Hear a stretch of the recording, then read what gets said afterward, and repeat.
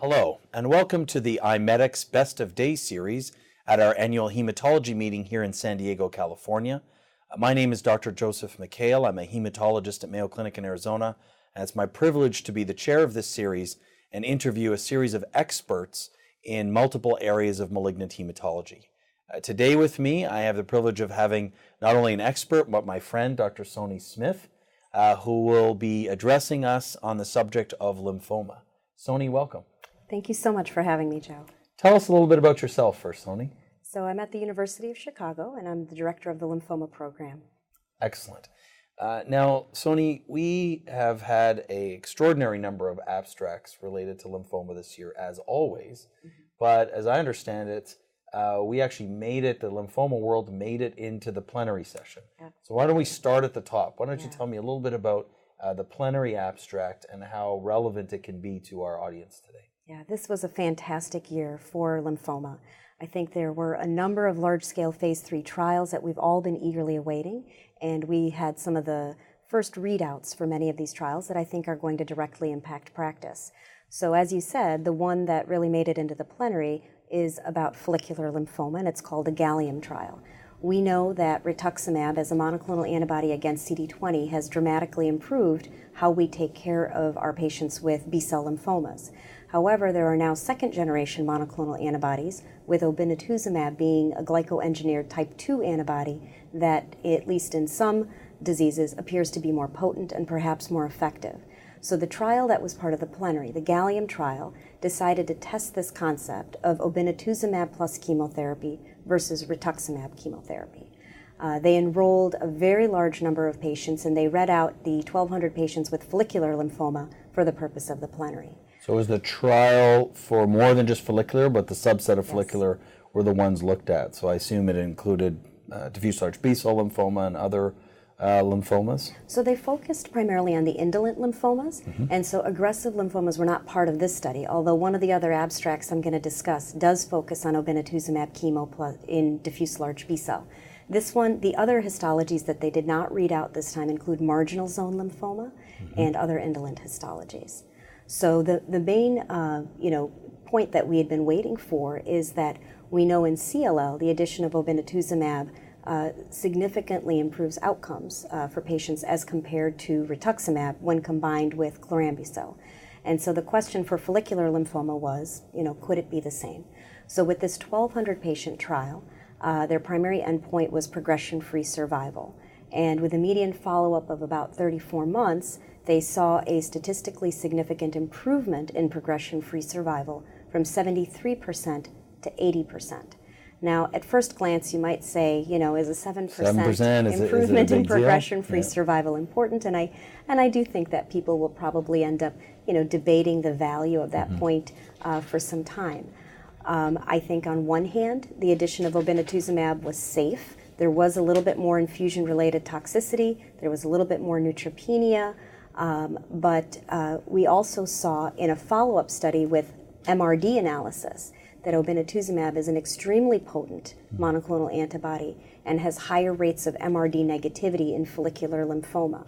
And I do think that's something that may influence some people to really consider this to be a much more potent type of combination. And from a toxicity standpoint, as you say, there did not seem to be a significant increase in toxicity, or was it mostly manageable? It was manageable. There is increased toxicity. The rates were slightly higher in the obinutuzumab arm, but I don't think it was anything that would ring bells or cause alarms. I mean, I think it's overall a well-tolated combination, chemotherapy plus obinutuzumab.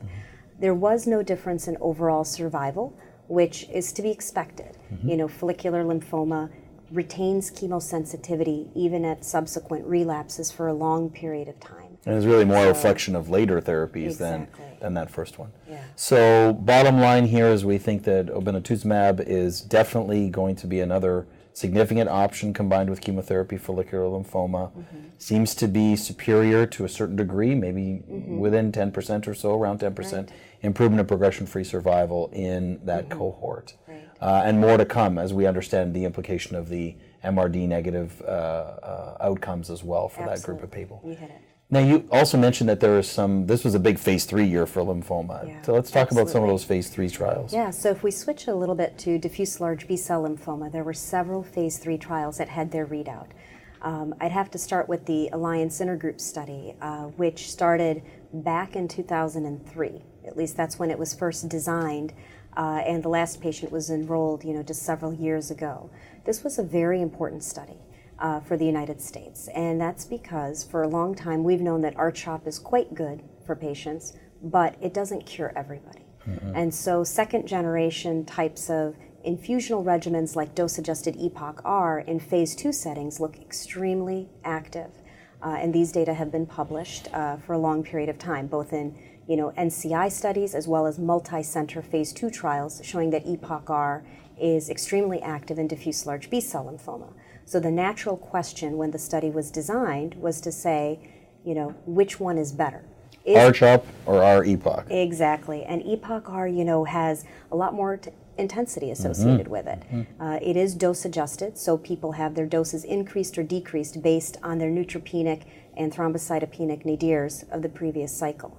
And so in a way it's personalized, so there's a lot of appeal to using a more intense type of regimen that you can adjust the doses.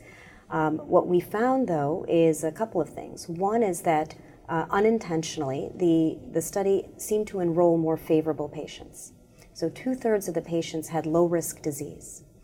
And with the follow-up now being fairly mature, there is no difference in progression, in event-free survival, which was their primary endpoint, and no difference in overall survival when you look at all comers. Now, what about looking at those high-risk patients within the cohort? Exactly. So, part of the challenge is that when this study was designed, we did not understand as a community all the different subsets that are hiding within diffuse large B-cell lymphoma.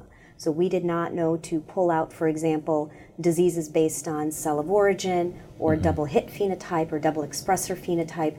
And my guess is that as they start to subset this study, start to look at what happened to the ABC subset, what happened to the germinal center subset, did double hit lymphoma patients, fare better? I think we're going to learn a lot more about these secondary analyses. So more to come on that, but in short, R-CHOP is still king of the hill, as it were. Absolutely. But perhaps our EPOCH, or this dose-adjusted EPOCH-R, as you mentioned, may be more value in those higher risk patients. Right. And so more to come on that. Right. Let's talk about another phase 3 trial, because I know that there were several. Yeah, so going back to the theme of can we improve monoclonal antibodies, and we already talked about the gallium trial, which was in follicular. So there was a very similar trial of obinutuzumab CHOP versus R-CHOP that was done primarily in Europe, although there were a few, I think something like 30 US patients enrolled out of the 1,400 or so patients in the entire study. This study in the diffuse large B-cell population. In the diffuse large B-cell lymphoma population, they looked at G-CHOP, or obinutuzumab CHOP versus R-CHOP. And this study actually enrolled incredibly briskly. They had really very nice central review of responses. It was just a very well done trial. And at the end of the day, no difference in progression-free, event-free, or overall survival. So another R-CHOP remains a very significant modality, and no disrespect to R-CHOP, of course, because it's been great. But so do you, putting these together for diffuse large B-cell lymphoma, tomorrow in the clinic, one of our audience members will surely be in this situation tomorrow. Newly diagnosed diffuse large B-cell lymphoma. In general, are you still reaching for R-CHOP? Or is it really important to select that subset within potentially a high-risk population to think about something else? Or are you just giving R-CHOP across the board? No, this is a really, really important take-home message, which is although these trials did not find a difference in their primary endpoints, they also were not powered to look at high-risk subsets. And so in my clinic tomorrow, what I will do is for my standard risk or good risk patient with diffuse large B-cell lymphoma, I will use R-CHOP. But if there are any of these high-risk features such as double hit, double expression, very high IPI, I think it's an open question. And I don't think these studies answered what I do for them today. And it will have to be very individualized, often, discussions regarding, we think this may be better, but we don't know. Okay. So, Sony, it sounds like there's a lot going on diffuse large B-cell lymphoma. So far, we've concluded that R-CHOP and G-CHOP would seem to be fairly equivalent. So R-CHOP may still be the standard of care in upfront therapy. But I understand that there was also a very significant phase 3 trial in maintenance therapy. Right. Can you tell me a little bit about that? Yeah, so when we think about diffuse large B-cell lymphoma and who are the patients where R-CHOP is not curative, there's different approaches, right? You can change the chemotherapy you use as an induction, or you could do some type of post-remission approach. And so the post-remission approach has really focused in the past on transplant or other monotherapy agents, rituximab, et cetera, and all of those studies have been negative. What we heard this year is that there was a trial, it's called the remark trial, where patients with diffuse large B-cell lymphoma, transformed follicular lymphoma, and grade 3B follicular lymphoma all received induction chemotherapy with R-CHOP, and then there was a randomization between lenalidomide maintenance for 2 years or a placebo. And in this study, there was a statistically significant advantage to lenalidomide maintenance. And what was interesting is that in diffuse large B-cell lymphoma, we normally think of lenalidomide as being more active in the non-germinal center type, but in this study, it was the converse. Really? Why that is, I don't really understand. I don't know that anybody does. Certainly, there's going to be a lot more investigation into that. But for the first time, we've seen that a maintenance strategy offers some benefit to patients. So do you think, in light of that this is, if you will, a new standard of care? Do you think this is where the field is going to be going, that we are going to be giving most patients post-remission 2 years of lenalidomide? I think what it does is open the door on the concept of post-remission therapy. I hesitate to say it's the standard of care. There was more toxicity, and this is something that I would like to see a little bit more mature follow-up on, but I also am very excited that it did improve things for some patients. So I would say it's something to stay tuned. So if I'm the community oncologist, it's in the back of my mind, maybe another confirmatory study, some more mature data might change it. Absolutely, but I think it's a really exciting trial. Great. So I'd like us to spend just a little bit more time thinking about this concept that what we have grouped into follicular lymphoma and diffuse large B-cell lymphoma aren't quite as simple. We've heard you describe a little bit about the differences within diffuse large B-cell lymphoma. But I understand there was some more work presented about the subsets, if you will, of follicular lymphoma and the clinical implications of that. Can you tell me a bit more about that, Yeah, Sony? so there was so much on follicular lymphoma this year. The scientific session was on the genetics and translating biology to therapy. And then there was an education session, and then, of course, the phase 3 plenary. So it was really a great year for follicular lymphoma. The emerging concept for follicular lymphoma is that although most patients live for a long period of time, we now know that about 20% of patients relapse within the first 2 years following their initial chemoimmunotherapy. And those patients, normally we think, okay, fine, people with follicular lymphoma, they're going to relapse, then they're going to get treated again, they're going to relapse, they're going to get treated again. But what's interesting is that those patients who relapse within the first 2 years have a survival of only 50% at 5 years. That is extremely different than the remaining patients. And so that early progression of disease is a marker of poor survival and now needs to be studied independently. And so what was discussed in the science session is that we now may have some better tools, such as the M7 Flippy, to perhaps identify these patients earlier. And maybe because the M7 Flippy, which is a combination of your performance status Flippy and the gene mutation, or the gene expression status of 7 genes, some of these genes are targetable. And so the concept that we can now tie in prognosis at baseline to maybe identifying who these early progressors might be and to start think about them as a completely different pool. So that might really almost skim off a separate subset of follicular lymphomas that we know unfortunately don't do as well, thankfully with a potentially targetable treatment for them.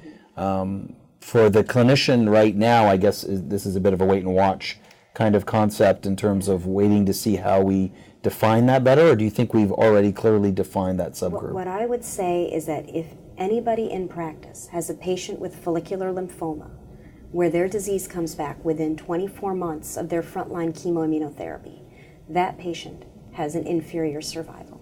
And they need to be put onto clinical trials or treated in a slightly different way. We don't know what that way is. There is an intergroup study that SWOG is leading that will be open and will be available throughout the country in 2017. And I think that's going to be a really important study to try to see if we can salvage patients who have this early progression of disease and change their 50% 5-year survival. The other concept that came up, which I think reintroduces some of our unmet needs in follicular lymphoma, is that follicular lymphoma actually starts in the bone marrow and not in the lymph node. There are common progenitor cells in the bone marrow that have the 14/18 rearrangement and then acquire an epigenetic signature and then enter the lymph node where they get repeated mutations. So I think if we can get patients earlier in the disease course before they've had the multiple mutations, I think some of these unmet needs, like can we cure people, are back on the table. Wow. So we might, of course, biologically then be defining the disease differently based on that group a priori, not only waiting until they have an inferior survival initially. Well, time's going really quickly, but let's look ahead to the future. We've had a chance to chat about some really big phase 3 trials and to see that R-CHOP is still a very legitimate approach, but nonetheless, what do you see in the next 1 or 2 or even 3 years, Sony, for our clinicians out there who are seeing patients every day but want to know a little bit of a preview of the future? Let's take a couple of minutes to discuss that. What do you think was presented here at our annual meeting that will change what we're doing in lymphoma in a few years from now? Yeah, I mean, it really falls into like 2 major categories that I think are extremely exciting. One is immunotherapy. Later, we will be hearing more about this, but there are a number of PD-1 inhibitors that are being used both as monotherapy and in combination with other either biologic agents or even with chemotherapy. And these immunotherapy agents are extremely active in some of our toughest lymphomas: primary mediastinal B-cell lymphoma, CNS recurrence of aggressive lymphomas, and even in follicular lymphoma. But the whole area of checkpoint inhibition, I think, is really going to come to fruition in lymphomas over the next several years, above and beyond what we've already seen with Hodgkin's. The second area that I'm really excited about are some of the small molecule inhibitors. And here, it's kind of interesting. B-cell receptor inhibition, which has been so successful in CLL, in follicular lymphoma, for example, which is another indolent B-cell lymphoma, has a B-cell receptor abnormality as part of its pathogenesis. Monotherapy with BTK inhibitors is not all that active. So ibrutinib monotherapy we saw last year at ASH, and then there's an update of the DAWN trial this year. Results are kind of modest. And compared to how successful they've been in CLL. Yes, and that difference is really interesting and really intriguing because obviously the biology is very different. I think follicular lymphoma is much more complex, but it doesn't mean we should turn our backs on the B-cell receptor inhibitors. I think it means we need to study them in combinations, look at how they work with BCL2 inhibitors. There's some very interesting data with venetoclax that's coming out, and see how all of that pans out.